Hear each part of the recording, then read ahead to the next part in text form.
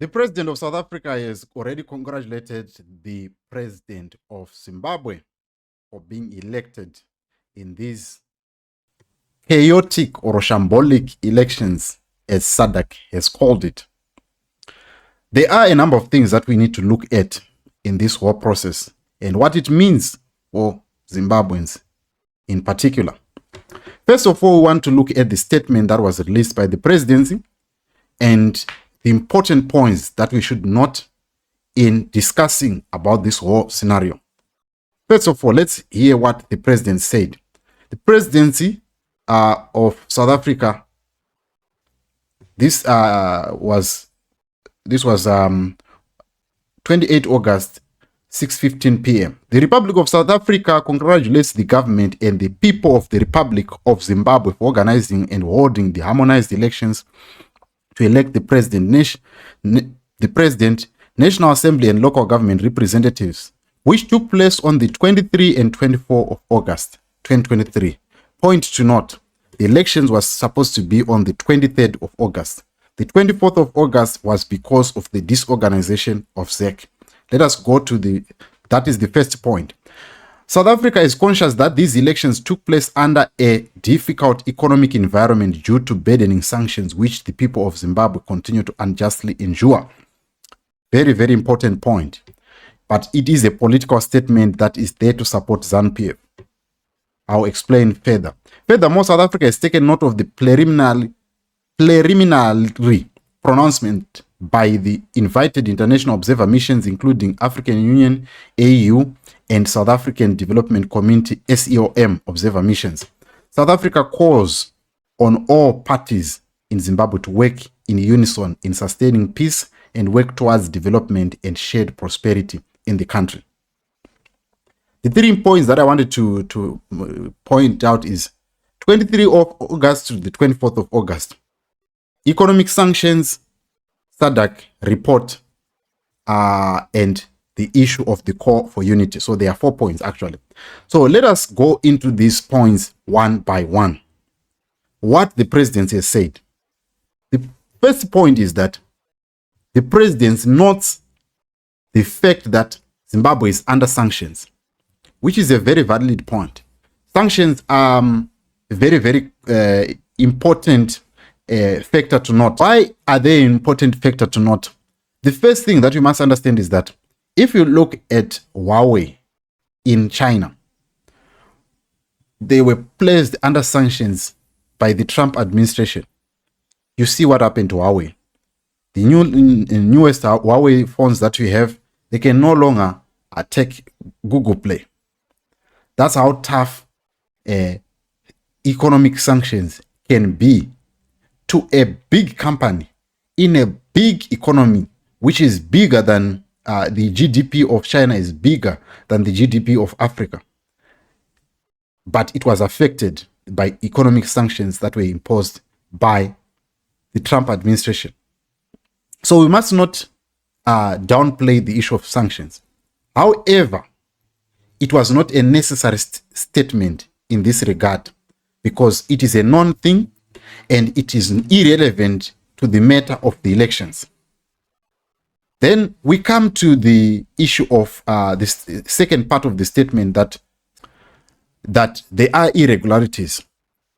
The presidency did not note the fact that there is need for that process to be redone or that process to be looked into or that they are looking into. They just said, we have noted it. Okay. South Africa is number 3 head of state that has congratulated Idi Mnangagwa.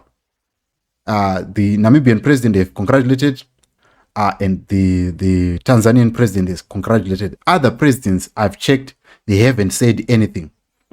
So it means that there is going to be a cloud hanging over ZANU-PF when these presidents are taking time to say their congratulatory messages.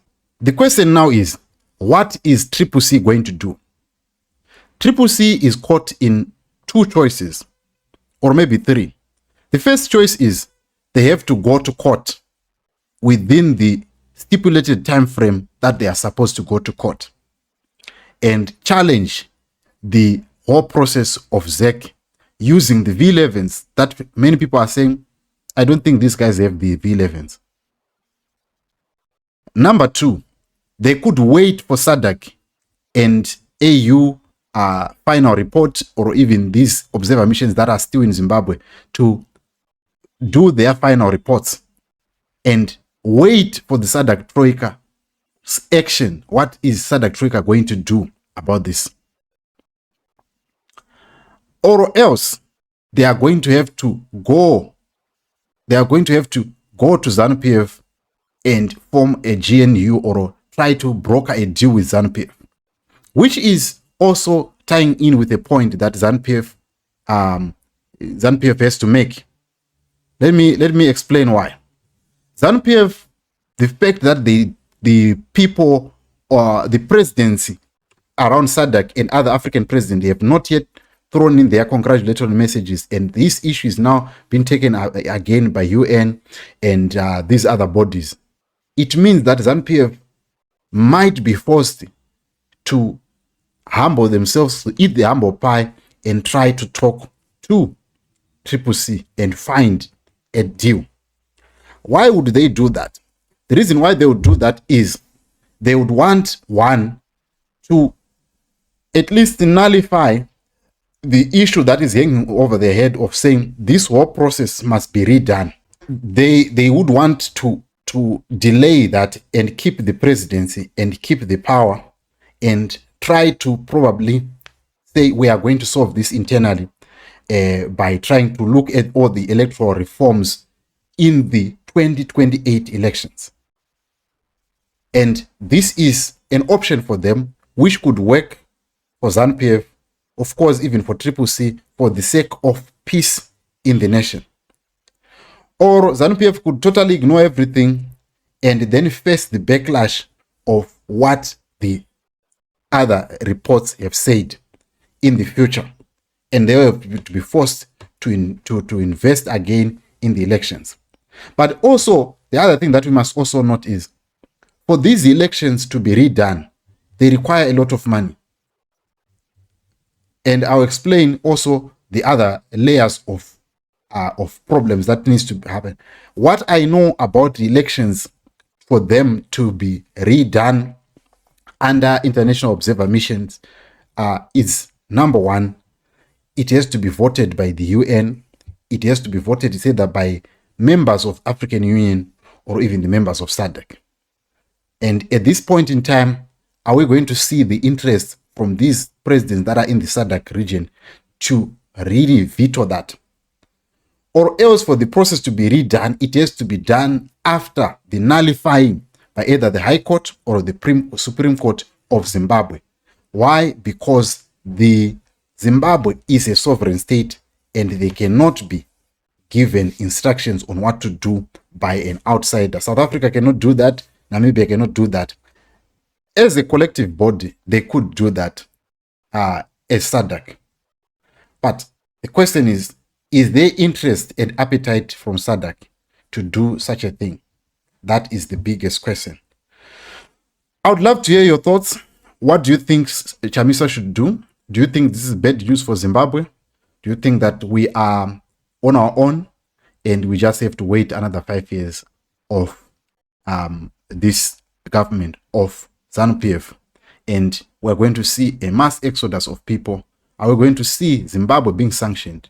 Are we going to see SADC acting for the first time against Zimbabwe? Or is it just going to be recommendations that are going to be used in the 2028 elections? I'd love to hear your thoughts. Please give me your thoughts in the comment section. From me, I'm out.